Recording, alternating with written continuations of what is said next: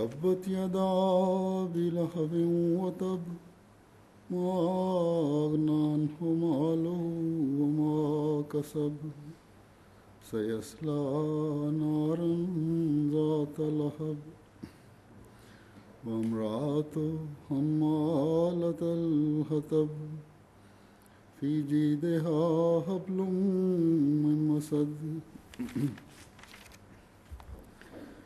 بسم الله الرحمن الرحيم قل هو الله أحد الله الصمد لم يلد ولم يولد ولم يكن له كفوا أحد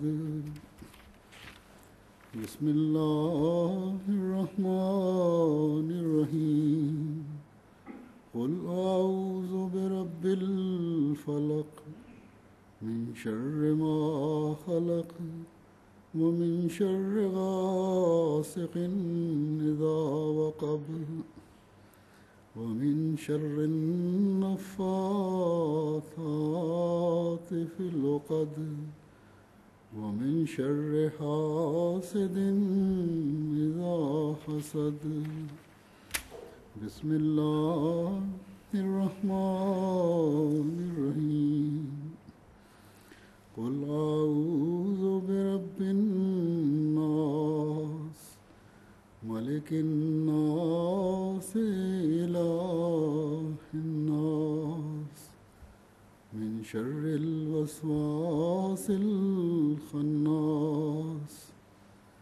الذي يوسوس في صدور الناس من الجنة والناس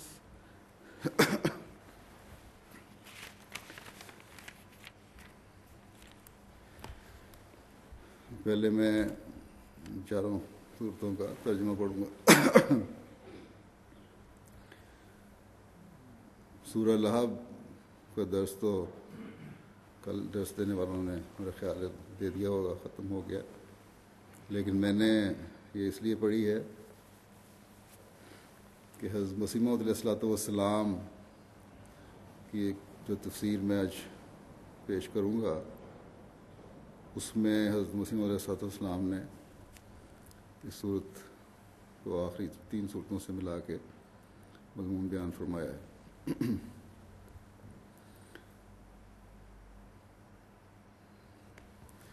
بسم اللہ الرحمن الرحیم. اللہ کے نام کے ساتھ جو بے حد رحم کرنے والا، بن مانگے دینے والا اور بار بار رحم کرنے والا ہے.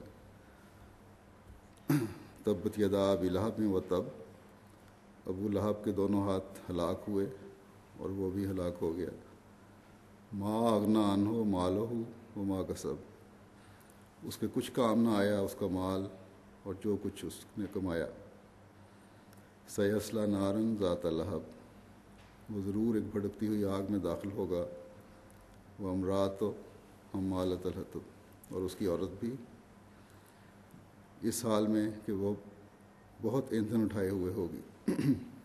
فی جیدہا حبل من مسد، اس کی گردن میں کھجور کی چھال کا مضبوطی سے بٹا ہوا رسہ ہوگا.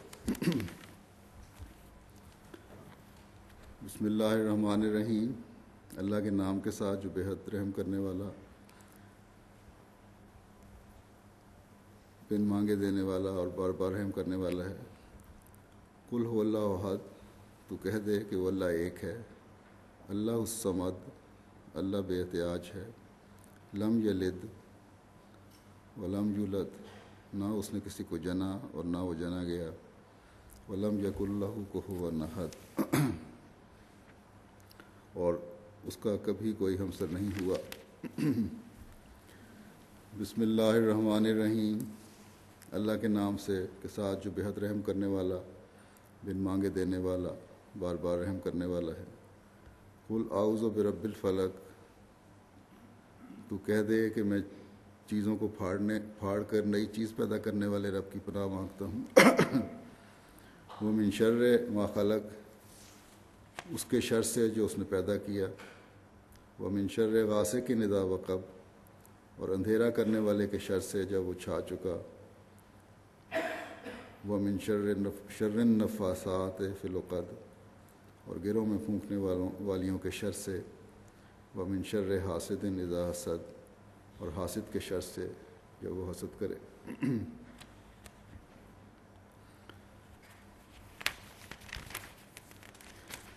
بسم اللہ الرحمن الرحیم، اللہ کے نام کے ساتھ جو بہت رحم کرنے والا، بن مانگے دینے والا اور بار بار رحم کرنے والا ہے۔ قل اعوذ برب الناس، تو کہہ دے کہ میں انسانوں کے رب کی پناہ مانگتا ہوں، ملک الناس، انسانوں کے بادشاہ کی، الہ الناس، انسانوں کے معبود کی، من شر الوسواس الخناس، بکثرت وسوسے پیدا کرنے والے کے شر سے جو وسوسہ ڈال کر پیچھے ہٹ جاتا ہے، الذی یوسوس فی صدور الناس، وہ جو انسانوں کے دلوں میں وسوسے ڈالتا ہے، من الجنت والناس، خواہ وہ جنوں میں سے ہو یا عوام الناس میں سے۔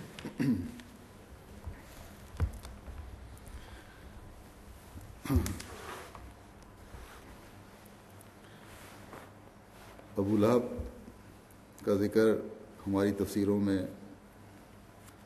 ایک تو حضرت صلی اللہ علیہ وسلم کے حوالے سے ملتا ہے، چچا تھا جس نے مخالفت کی اور مخالفت اور نفرت کی آگ جلائی۔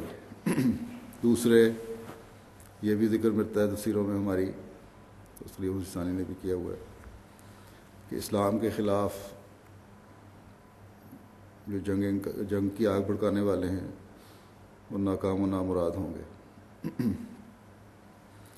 جو تفسیر میں حضرت مسیح موعود علیہ السلام کی تفسیر کے حوالے سے پیش کرنے لگا ہوں، اس میں بھی یہی آپ نے بیان فرمایا ہے کہ آپ کے مخالفین مخالفت کی آگ بھڑکائیں گے، چاہے وہ عیسائی ہوں یا نام نہاد مسلمان ہوں، یہ سب ناکام و نامراد ہوں گے جیسا کہ پہلے ہوتے رہے۔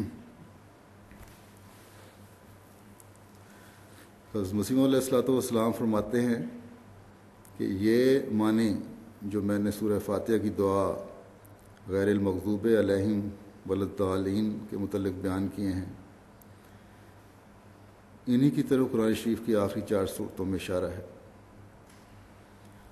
جیسا کہ سورۃ تبت کی پہلی آیت یعنی تبت یدا ابی لہب وتب اس موذی کی طرف اشارہ کرتی ہے جو مظہر جمال احمدی یعنی احمد مہدی کا مکفر اور مکذب اور مہین ہوگا۔ سورہ فاتحہ کی تفسیر جس کا حوالہ دیا حضرت مسیح علیہ السلام نے، مختلف جگہوں پہ یہ تفسیر جو آپ نے بیان فرمائی ہے اس کے تقریباً جمع کیے جائیں تو 400 صفحات بنتے ہیں صرف سورہ فاتحہ کی تفسیر کے، اور اس کو بھی جن کو پڑھنا اردو پڑھنی آتی ہے ان کو ضرور پڑھنا چاہیے، اور نہیں تو بلکہ اب تو ریکارڈنگ ہے، انتظام کرنا چاہیے کہ ریکارڈنگ بھی سنی جا سکے جن کو پڑھنی نہیں آتی۔ بڑے ایسی زبردست تفسیر ہے کہ ایک عام آدمی تو اس سے قریب بھی نہیں پہنچ سکتا بیان کے۔ عام آدمی کیا، ایک وہ آدمی جس کو قرآن کریم کا گہرا عرفان ہے وہ بھی اس تک نہیں پہنچ سکتا۔